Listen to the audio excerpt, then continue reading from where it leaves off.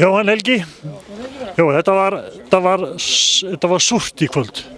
Þetta var það, við áttum bara góðan leik í kvöld, við sýndum mikinn karakter og sýndum að Þórshjarta ennþá til staðar í þessu liði og þetta er að ég myndi segja besta augnablik okkar í sumar var þegar Jói jafnar í þriðja skipti í leiknum og það sýnir það bara að við gefumst aldrei upp og ég var mjög stoltur af Þórsliðinu þetta.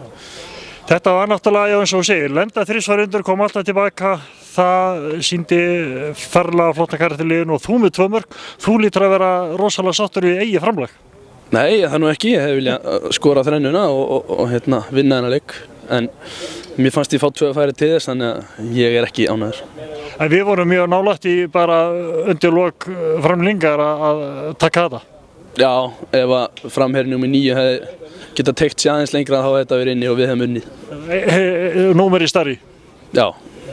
En jú, allavega þú ert sáttur við leikinn svona í heildikvöldu. Þarna sýndu þið hvað í liðinu býr?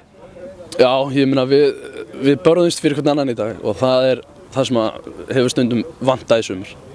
Og þó við höfum tapað þessum leik þá vorum við samt sem áður á köflum að ná upp mjög góða spili og góðan skyndisó og það eru fullt af björtum punktum í þessum leik þó við höfum tapað þessu en ég meina þetta er ógeðslega svekkjandi, ég er ekki sáttur en svona innan sviga þá er ég ánægður með að við berjumst fyrir hvern annan í dag. Tegin fyrir klúbbinn? Tegin fyrir klúbbinn, það er bara svoleiðis. Jú, takk fyrir og gangi vel næstu verkefnum. Takk hérlega.